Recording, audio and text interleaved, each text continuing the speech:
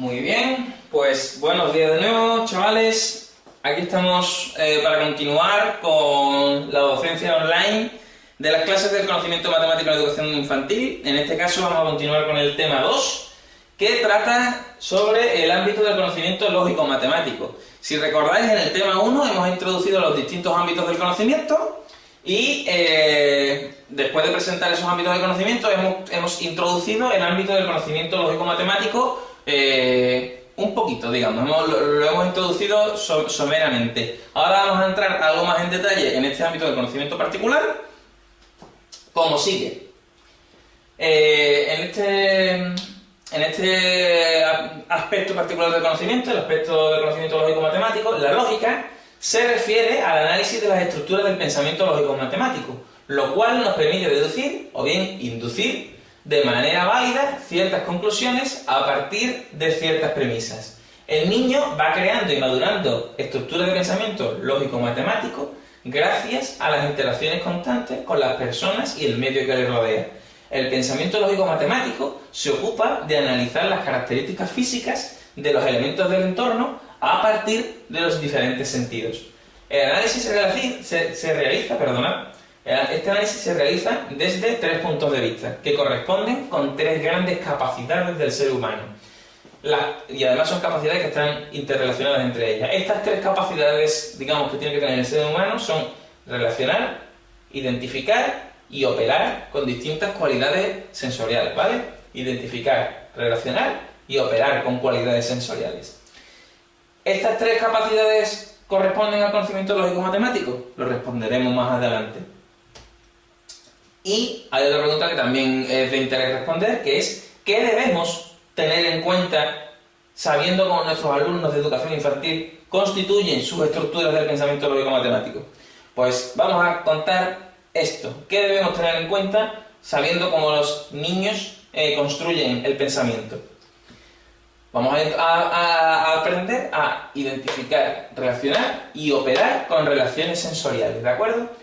Entonces, supongamos que tenemos un conjunto de objetos, ¿vale? El que sea. Un conjunto de círculos, un conjunto de cuadrados, un conjunto de triángulos, un conjunto, ¿vale? Conjuntos de objetos. Los agrupamientos en esa extensión de objetos se pueden definir por comprensión y por extensión. Y los criterios para realizar agrupamientos dentro de esos objetos se hacen básicamente mediante relaciones de tipo afirmativo o de tipo negativo, que es el tipo de lógica más sencilla que un niño puede aplicar. Es fundamental colocar fuera del diagrama de representación el resto de elementos del conjunto referencial que no forman parte de la agrupación de objetos que nosotros vamos a estudiar. Por ejemplo, en el conjunto de círculos, cuadrados y triángulos que hemos dicho antes, pues por ejemplo quitar todos los que no sean círculos, cuadrados y triángulos. Quitar los que sean rombos, quitar los que sean rectángulos, quitar los que sean... ¿de acuerdo?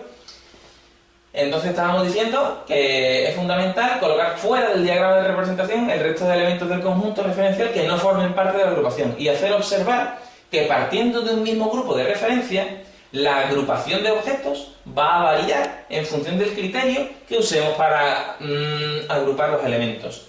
Por ejemplo, si tenemos los triángulos, los círculos y los cuadrados que comentábamos, vamos a decir, por ejemplo, que los niños trabajen solo con los círculos. En ese caso, veremos que el conjunto de objetos varía, la agrupación de objetos varía en función del criterio que hemos usado, porque tendrán que dejar fuera los triángulos y los cuadrados para trabajar solo con los círculos, ¿de acuerdo?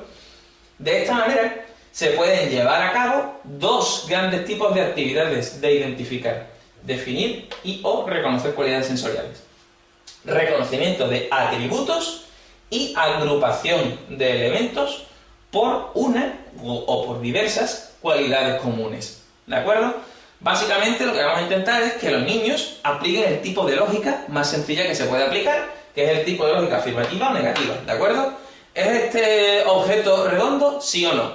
Si es redondo, lo podemos poner este objeto redondo, si no, lo pongo fuera, ya está. Ese es el tipo de lógica, digamos, más básica que podemos enseñar a nuestros niños. Entonces, a partir de esa lógica de sí o no, de afirmación o negación, el niño tiene que ser capaz de reconocer el atributo que nosotros buscamos en el objeto, que sea redondo, que sea cuadrado, que sea rojo, el atributo que nosotros definamos. y agrupar esos elementos según la cualidad que nosotros definamos. Y además, que manipulen esa agrupación.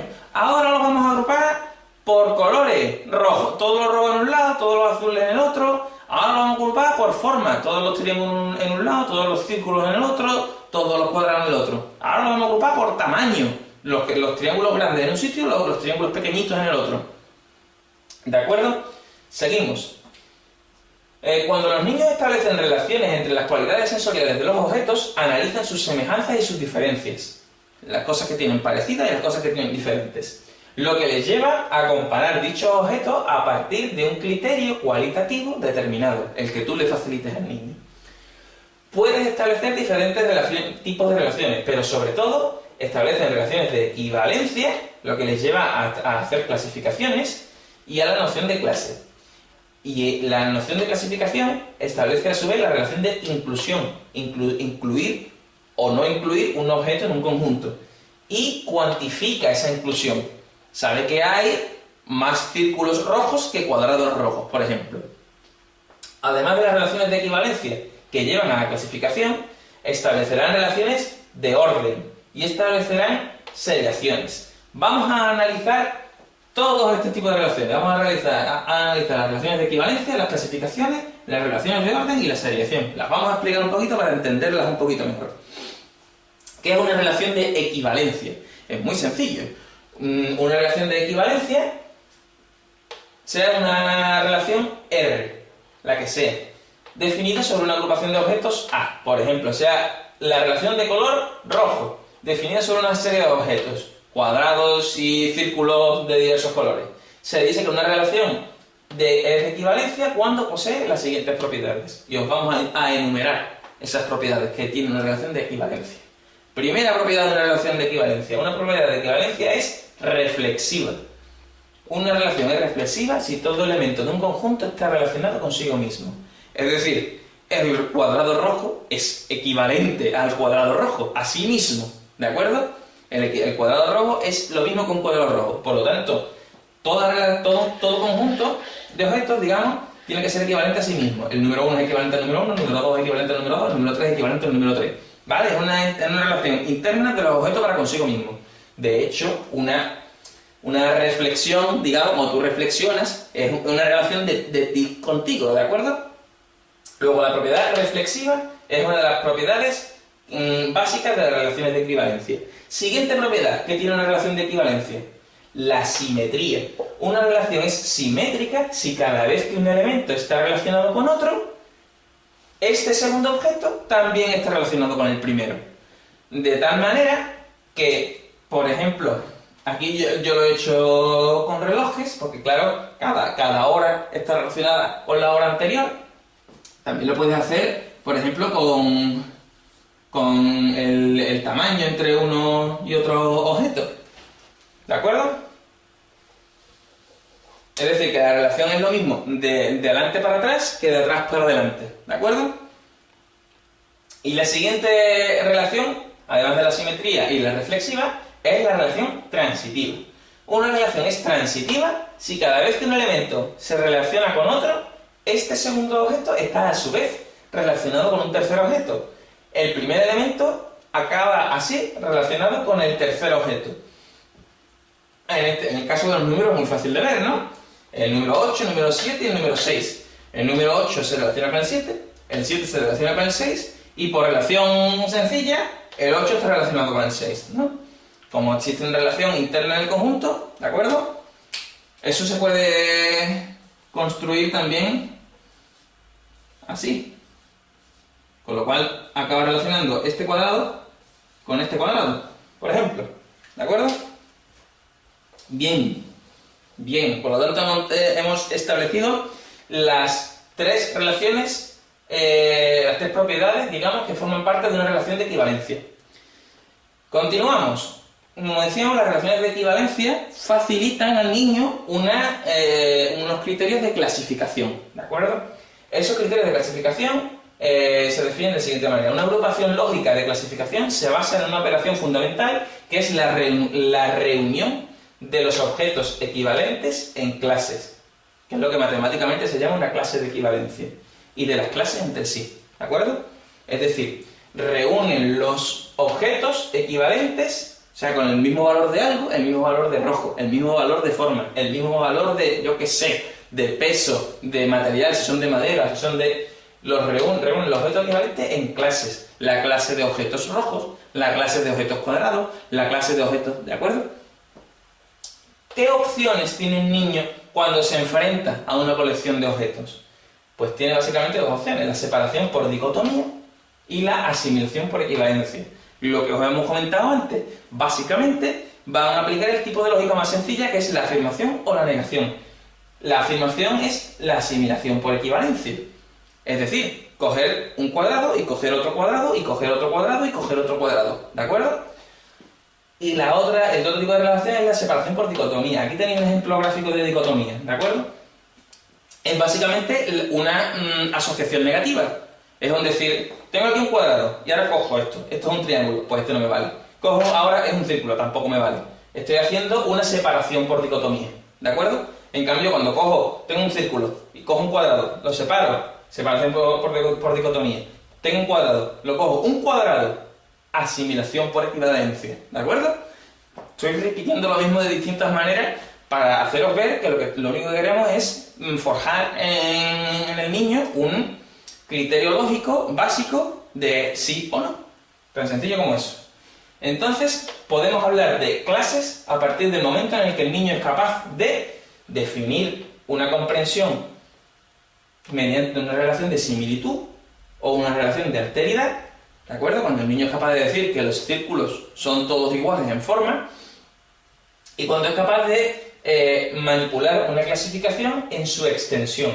Es decir, es capaz de incluir nuevos objetos y de establecer una cuantificación en la inclusión. De decir que hay más círculos aquí que cuadrados aquí, por ejemplo. ¿De acuerdo? Entonces son capaces, digamos, de variar el número de elementos que componen una agrupación determinada, cuando tú le facilitas un criterio. Por lo tanto, habíamos estudiado las relaciones de equivalencia. Las relaciones de equivalencia nos llevaban a la clasificación. El siguiente tipo de relación sensorial, además de la equivalencia, es la relación de orden, ¿de acuerdo? Una relación de orden es una relación binaria, R, la que sea, definida sobre una agrupación de objetos, la que sea, y se dice que es una relación de orden cuando posee las siguientes propiedades: antirreflexiva, antisimétrica y transitiva. Es decir, no lo voy a definir porque ya lo he definido antes, pero antes hemos definido la propiedad reflexiva, por ejemplo, ¿no? Que era la de un objeto consigo mismo. La antirreflexiva quiere decir que un objeto no es equivalente a sí mismo. No es equivalente. Aquí estamos hablando de equivalencia. Ahora no estamos hablando de equivalencia, ahora estamos hablando de una relación de orden. Por lo tanto, un objeto como este, que es un cuadrado blanco, si tú lo quieres ordenar, no puedes poner el cuadrado y el mismo cuadrado otra vez. Eso no tiene orden, eso es el mismo cuadrado, ¿de acuerdo? Por lo tanto tiene la propiedad antirreflexiva. Pues así ocurre también con la antisimétrica y con la propiedad transitiva, que es la propiedad que ya habíamos visto antes, ¿no? Una relación de orden lleva a la ordenación. Una ordenación consiste no en reunir a los objetos que se consideren equivalentes, ya hemos pasado de la relación de equivalencia, sino en establecer relaciones de orden estricto a partir de sus diferencias. Entonces, la reunión de estas diferencias supone un orden de sucesión y la agrupación constituye una seriación, en este caso cualitativa. Así pues, puede establecerse un orden de sucesión por la gradación de una determinada cualidad. Por ejemplo, aquí tenemos un conjunto de cuadrados con distintas tonalidades. Si nosotros podríamos ordenar estos cuadrados en función, digamos, de su tonalidad de color, del más claro al más oscuro. Podríamos también, si estos cuadrados tuvieran distintos tamaños, ordenarlos por tamaños, y a lo mejor el más grande sería este, y luego sería este, y luego sería este, y luego sería este, y luego sería este. Por ejemplo, o podríamos tener una mezcla de cuadrados y círculos y que los ordenaran por colores, ¿de acuerdo? Entonces, existen varias modificaciones que se le pueden meter a esto para llevar a problemas, digamos, cada vez más complejos en cuanto a ordenación de objetos de un conjunto. Y la última relación que establecemos cuando hablamos de relaciones sensoriales es la relación de seriación. Una seriación consiste en un procedimiento basado en la realización de una serie, con una agrupación de objetos basándose en las diferencias que se encuentran previamente entre ellos. Por ejemplo, el color, como acabamos de ver. Y ordenar estos objetos siguiendo un patrón, una pauta que se repite. ¿De acuerdo? Sencillo, ¿verdad? En resumen, el niño parte del reconocimiento del atributo de un objeto con el que interactúa, ¿de acuerdo? El niño parte de un conjunto de objetos, los cuadrados que hemos visto antes, y reconoce una propiedad, por ejemplo, el color. Ahora establece una relación entre los diferentes objetos. Entre los diferentes cuadrados establece la relación, por ejemplo, de color. Y establece así una semejanza y una diferencia entre ellos. Por ejemplo, establece que tienen la misma forma, que son cuadrados, y establece una diferencia, que es el color. Vosotros se lo preguntáis, ¿en qué se parecen los objetos? Que son todos cuadrados, te dirán. ¿En qué se diferencian? En el color, ¿de acuerdo? Y van diferenciando las propiedades de los distintos objetos. Debido a esta diferencia y a esta semejanza que hemos establecido, los niños son capaces de llevar a cabo comparaciones entre los diferentes objetos. En este caso, es una relación de propiedades cualitativas. Dicha comparación le lleva, en base a la comparación, a ser progresivamente más capaz de realizar ejercicios de clasificación, ordenación y selección. ¿De acuerdo? Las distintas propiedades que estudiemos nos llevarán a distintas relaciones de clasificación, a distintas ordenaciones y a distintas series. ¿De acuerdo? Un segundito, volvemos enseguida. Hay jaleo por aquí, por el vecindario. Bueno, mis más sinceras disculpas por haber tenido que cortar el vídeo. Son las cosas de grabar en una casa particular. Pero bueno, ya quedaba muy poco, quedan solo 3 transparencias para terminar. Así que vamos a repasar. Habíamos terminado de analizar los distintos tipos de relaciones sensoriales que podíamos establecer en un niño, ¿verdad? Y resumíamos que el niño parte del reconocimiento de atributos de los objetos con los que interactúan. Habíamos visto que el niño establece relaciones entre los diferentes objetos, estableciendo así semejanzas y diferencias entre la colección de objetos que hemos propuesto, y que en base a estas relaciones que establece el niño es capaz de llevar a cabo comparaciones entre los diferentes objetos. Y esas comparaciones le llevan, en base a las comparaciones, a ser progresivamente más capaz de realizar ejercicios de clasificación, ordenación y seriación cada vez más complejos. Y que eso es lo que le acerca también al conocimiento lógico-matemático en su conjunto. A partir de lo anterior, tendremos que llegar a operar con relaciones sensoriales. Identificar en el primer caso y ahora operar con relaciones sensoriales. A partir de lo anterior, tiene lugar un proceso caracterizado por la observación, análisis y realización de cambios o transformaciones cualitativas en este caso, que se producen en dichos elementos, permitiendo operar con esos elementos. Añadir objetos a un conjunto, sustraer objetos a un conjunto, dividir un conjunto en sus mitades. Cuando los niños observan, analizan y realizan cambios de las cualidades sensoriales de los objetos del entorno, por ejemplo el color que hemos visto antes, lo están observando, analizando y realizando de hecho una operación matemática, porque añadir objetos y quitar objetos es una relación matemática, porque ordenar objetos de mayor a menor o en función de la intensidad de color o en función de su geometría es, al fin de cuentas, realizar una operación matemática. Así que estamos haciendo operaciones matemáticas sencillas, de base lógica, con niños. Entonces, habíamos analizado la correspondencia cualitativa. Una correspondencia cualitativa entre dos agrupaciones de objetos A y B se produce cuando se relacionan los objetos de un conjunto A con un conjunto B. Entonces, relacionamos estos objetos cuadrados con estos objetos circulares, por ejemplo en forma del color, o podríamos agruparlos en forma según su geometría, los cuadrados con los cuadrados, los círculos con los círculos, o podríamos incluso añadir un color más, aquí son 5 colores, podríamos añadir un sexto color, aún más oscuro, por ejemplo, y empezarían a pasar cosas raras. En una correspondencia se podrían dar los siguientes casos: que existan objetos en la agrupación A que no tengan imagen en la agrupación B. Entonces, por ejemplo, la agrupación A son los cuadrados. Pues este objeto no tiene imagen aquí. Y ahora podríamos hacer lo mismo aquí, uno que sea totalmente blanco. Esto no es blanco del todo, esto es más color carnecilla. Entonces, podrían existir objetos de la agrupación B que no es imagen, este objeto no es imagen de ningún objeto de la agrupación A. ¿De acuerdo? Entonces, no todos los objetos de la agrupación A pasan a la B, ni viceversa. A veces sí, o sea, este sí tiene su imagen, este no tiene su imagen y este no tiene su contraimagen. Por lo tanto, se empiezan a dar las relaciones estas de simetría, de antisimetría, la relación reflexiva y todas estas relaciones que las que hemos razonado antes.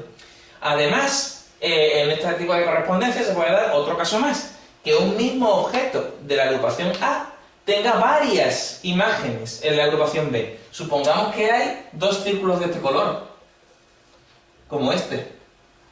Pues este objeto tendría dos imágenes en esta serie. ¿Estamos de acuerdo?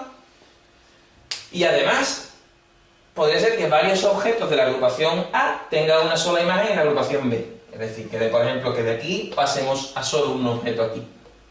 Todas estas relaciones, que ya son más complejas entre los objetos, las podréis introducir conforme hayáis hecho la base lógica que hemos descrito en todo este capítulo. En resumen, vamos a borrar toda la porquería que pinta por aquí, hombre. En resumen, la progresiva interiorización de los conceptos tratados en este tema permite a los niños ir estructurando su mente, es decir, organizar su pensamiento de forma progresiva. Primero analizo los objetos, veo qué propiedades tiene, su forma, su color, los distintos aspectos que nosotros vayamos proponiendo y desde ese análisis organiza su pensamiento y, segundo punto, desarrolla su capacidad de realizar razonamientos inductivos y deductivos. Pues si tengo que agrupar los objetos en círculos, pues voy a buscar todos los que sean círculos primero. Ahora establece una base para construir otro conocimiento matemático, como lo que hemos dicho, ¿no? Vamos a primero a localizar todos los círculos y luego los juntamos. Y además adquiere capacidades básicas que son necesarias para adquirir otros conocimientos no matemáticos. Porque al final todo está entrelazado. Al final, ahora sobre todo se fomenta mucho esto del aprendizaje cruzado, ¿no? Esto de aprender matemáticas y ciencias sociales a la vez, por ejemplo, o de aprender ciencias naturales y aprender también las matemáticas, todo juntos. Entonces, podremos trabajar todo esto a la vez. Bueno, pues esto es todo por el tema 2, conocimiento lógico matemático. Como os decía, perdonad por haber tenido que cortar el vídeo y espero que haya quedado claro. Ya hemos dado 2 lecciones en vídeo, tema 1 de introducción a los ámbitos del conocimiento y de presentación del pensamiento lógico matemático, tema 2, que es la profundización en el conocimiento lógico matemático. Y bueno, hemos hecho varios temas más que los hemos hecho presencialmente y bueno, ya en clase me diréis si queréis que grabe los vídeos de las clases, aunque hayamos dado esas clases presencialmente, por si queréis tener esos recursos web. Y nada, si os ha gustado, pues la próxima vez que os pasen una encuesta sobre profesores y cosas de estas, acordaros del bueno de José. Espero que os haya servido. Estos temas, como sabéis, no se van a evaluar con la evaluación continua, ni es obligatorio, ni mucho menos presentar los apuntes. Pero sí que entran en la evaluación final de la asignatura y se os examinará de ellos, no sé si es a finales de enero o a principios de febrero. Así que nada, cualquier duda que tengáis sobre estos temas, preguntádmelo en clase. Y por último deciros que tenéis material descargable en la web de la asignatura y que haríais bien en explorarlo porque son lecturas recomendadas que os van a ayudar a profundizar en esta serie de conceptos y muchos de ellos son también artículos legales, son cosas del BOE, son cosas del BOJA que os van a servir en vuestro futuro trabajo como maestros, ¿de acuerdo? Así que nada, esto es todo por hoy, espero que no se os haya hecho muy tostón y que se pueda leer sobre todo y nada más. Hasta pronto. Bueno, mis más sinceras disculpas por haber tenido que cortar el vídeo. Son las cosas de grabar en una casa particular. Pero bueno, ya quedaba muy poco, quedan solo 3 transparencias para terminar. Así que vamos a repasar. Habíamos terminado de analizar los distintos tipos de relaciones sensoriales que podíamos establecer en un niño, ¿verdad? Y resumíamos que el niño parte del reconocimiento de atributos de los objetos con los que interactúan. Habíamos visto que el niño establece relaciones entre los diferentes objetos, estableciendo así semejanzas y diferencias entre la colección de objetos que hemos propuesto, y que en base a estas relaciones que establece el niño es capaz de llevar a cabo comparaciones entre los diferentes objetos. Y esas comparaciones le llevan, en base a las comparaciones, a ser progresivamente más capaz de realizar ejercicios de clasificación, ordenación y seriación cada vez más complejos. Y que eso es lo que le acerca también al conocimiento lógico-matemático en su conjunto. A partir de lo anterior, tendremos que llegar a operar con relaciones sensoriales. Identificar en el primer caso y ahora operar con relaciones sensoriales. A partir de lo anterior, tiene lugar un proceso caracterizado por la observación, análisis y realización de cambios o transformaciones cualitativas en este caso, que se producen en dichos elementos, permitiendo operar con esos elementos. Añadir objetos a un conjunto, sustraer objetos a un conjunto, dividir un conjunto en sus mitades. Cuando los niños observan, analizan y realizan cambios de las cualidades sensoriales de los objetos del entorno, por ejemplo el color que hemos visto antes, lo están observando, analizando y realizando de hecho una operación matemática, porque añadir objetos y quitar objetos es una relación matemática, porque ordenar objetos de mayor a menor o en función de la intensidad de color o en función de su geometría es, al fin de cuentas, realizar una operación matemática. Así que estamos viendo operaciones matemáticas sencillas, de base lógica, con niños. Entonces, habíamos analizado la correspondencia cualitativa. Una correspondencia cualitativa entre dos agrupaciones de objetos A y B se produce cuando se relacionan los objetos de un conjunto A con un conjunto B. Entonces, relacionamos estos objetos cuadrados con estos objetos circulares, por ejemplo en forma del color, o podríamos agruparlos en forma según su geometría, los cuadrados con los cuadrados, los círculos con los círculos, o podríamos incluso añadir un color más. Aquí son 5 colores, podríamos añadir un sexto color aún más oscuro, por ejemplo, y empezarían a pasar cosas raras. En una correspondencia se podrían dar los siguientes casos: que existan objetos en la agrupación A que no tengan imagen en la agrupación B. Entonces, por ejemplo, la agrupación A son los cuadrados. Pues este objeto no tiene imagen aquí. Y ahora podríamos hacer lo mismo aquí, uno que sea totalmente blanco. Esto no es blanco del todo, esto es más color carnecilla. Entonces podrían existir objetos de la agrupación B que no es imagen, este objeto no es imagen de ningún objeto de la agrupación A. ¿De acuerdo? Entonces, no todos los objetos de la agrupación A pasan a la B, ni viceversa. A veces sí, o sea, este sí tiene su imagen, este no tiene su imagen y este no tiene su contraimagen. Por lo tanto, se empiezan a dar las relaciones estas de simetría, de antisimetría, la relación reflexiva y todas estas relaciones que las que hemos razonado antes. Además, en este tipo de correspondencia se puede dar otro caso más, que un mismo objeto de la agrupación A tenga varias imágenes en la agrupación B. Supongamos que hay 2 círculos de este color, como este. Pues este objeto tendría 2 imágenes en esta serie. ¿Estamos de acuerdo? Y además, podría ser que varios objetos de la agrupación A tengan una sola imagen en la agrupación B. Es decir, que por ejemplo, que de aquí pasemos a solo un objeto aquí. Todas estas relaciones, que ya son más complejas entre los objetos, las podréis introducir conforme hayáis hecho la base lógica que hemos descrito en todo este capítulo. En resumen, vamos a borrar toda la porquería que pinta por aquí en vez. En resumen, la progresiva interiorización de los conceptos tratados en este tema permite a los niños ir estructurando su mente, es decir, organizar su pensamiento de forma progresiva, Primero analizo los objetos, veo qué propiedades tiene, su forma, su color, los distintos aspectos que nosotros vayamos proponiendo, y desde ese análisis organiza su pensamiento y, segundo punto, desarrolla su capacidad de realizar razonamientos inductivos y deductivos. Pues si tengo que agrupar los objetos en círculos, pues voy a buscar todos los que sean círculos primero. Ahora establece una base para construir otro conocimiento matemático, como lo que hemos dicho, ¿no? Vamos primero a localizar todos los círculos y luego los juntamos.